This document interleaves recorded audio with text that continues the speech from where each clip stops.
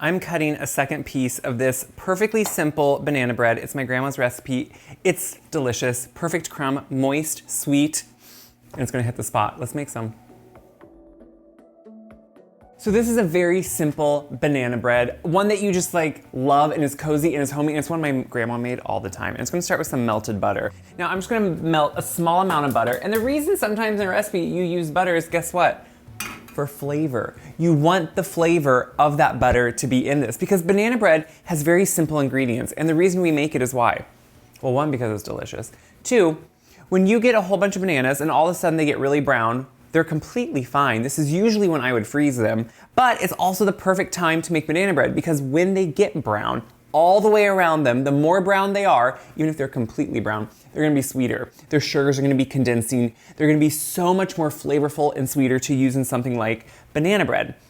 So oftentimes you wanna leave them till they're a lot darker than you realize. If they're bruised, if they're marred, that's okay. You still want to use them. And I think that's why probably my grandma would make banana bread all the time. She loved bananas. And then if she happened to have too many, because that can happen easily with a banana, that you all at once have them go a lot quicker than you think you're going to, it's the perfect time to use them. I always like to think it's a great gift. It's something you can give away, and it's something that you can make and put in the freezer. So the butter is just about melted, which is perfect. And over here we have now all the simple components. I'm gonna start by mashing my bananas. So when I do this, I just like to take a fork, and obviously when they're ripe, it's super easy, but I just like to give them a quick mash. This one helps to make sure you can measure them and know how many you have, but it also makes sure that they're kind of a nice even consistency. Now see how there's a spot there?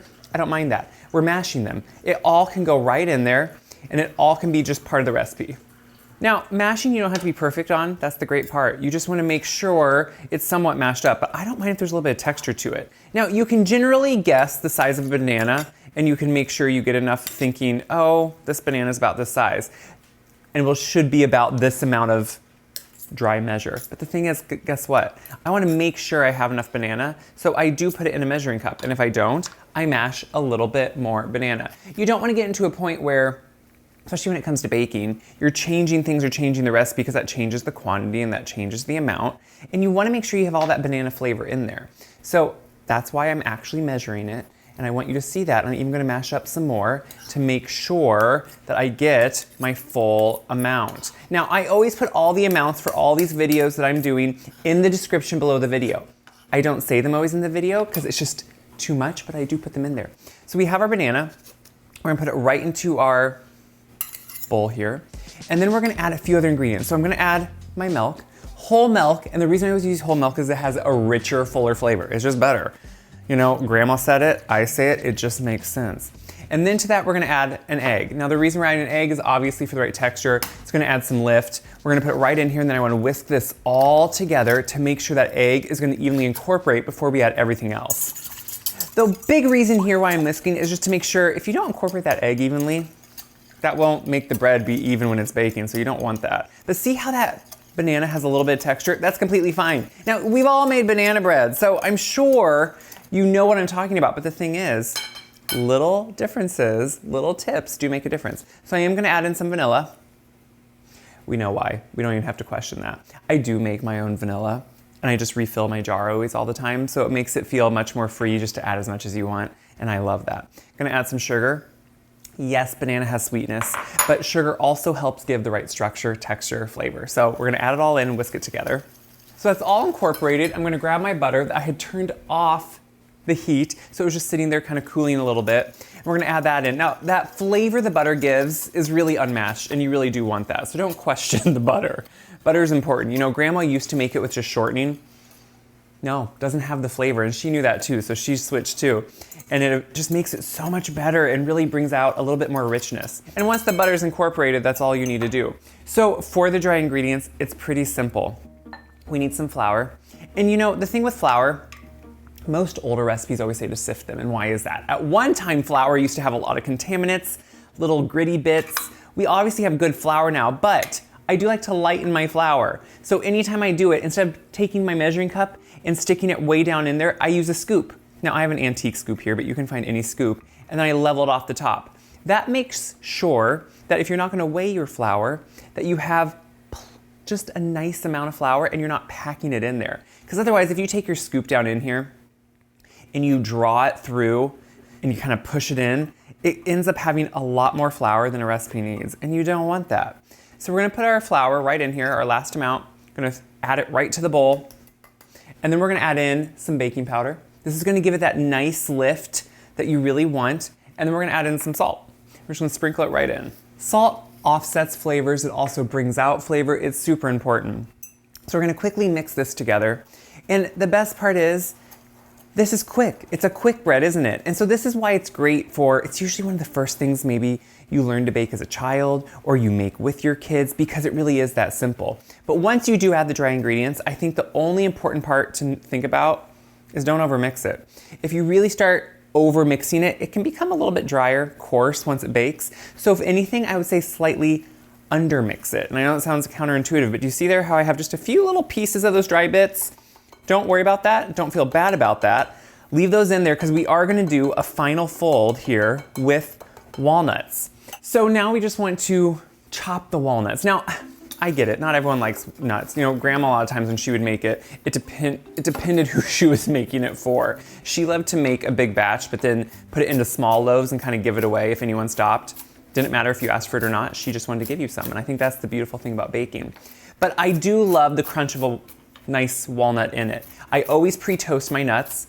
That brings out more flavor. It also ensures they have better texture once they're baked in there. And I just like to hand chop them. It makes it irregular. It makes it, you know, more rustic, but I actually like that you're not getting too fine.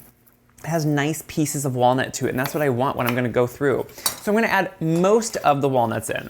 Not quite all of them. I'm gonna keep a few just to sprinkle on top of the bread when it's done. I think that's kind of just a nice way to, one, let people know in case there are allergies or something, they see what's in there. But then I think it just looks nice too. So I'm gonna fold these in instead of just really hard whisking it, just again, ensuring that I'm not over mixing, but also as I fold, I'm able to get down to the bottom of the bowl, make sure everything was getting mixed well, which it is, and that's how simple it is. So now we're gonna just put it into a greased baking dish. Now I'm gonna make one big loaf. It's a big loaf. So it takes a while to bake. You can also make 2 small loaves. It's really whatever, 3 small loaves, 2 medium loaves. Grandma often would make 3 small loaves.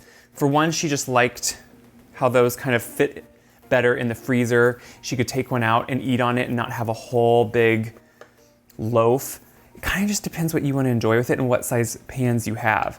This is for those of us who just want one big loaf. And once you put it on, you put it in, spread it around. Now, you've seen me do this other times. The one thing I always mention is that if you want to have a crack in your bread, or kind of help the bread know where you want the crack, you take something. It can either be a knife, it could be a spatula, it's whatever you have, and you can just draw it down the middle and make a line. That helps the bread know, as weird as it sounds, that you could have a crack there. Now, it doesn't always ensure it, but it's just one little thing that could make a difference in making sure your bread cracks where you want it to. So on top, I'm gonna sprinkle just a few remaining walnuts. Again, it's for looks. It looks pretty, and it kind of has a nice rustic texture. They'll get darker in the oven. And we're gonna pop this in the oven. We're gonna bake it until it's domed. It's baked all the way through. Obviously, a big loaf like this takes longer, but it's worth the wait. The bread has cooled, it came out of the oven. Now, obviously, one big loaf takes a long time. It takes longer because it's dense inside, but still moist and beautiful. So this is now done where we can slice it, and that's the beautiful part here. So you can see it gets a beautiful crumb on it. I love the brown. I think it's super important because it adds flavor. And then once we get into it, like let's just slice a couple pieces here, but look, that to me, there's nothing like that.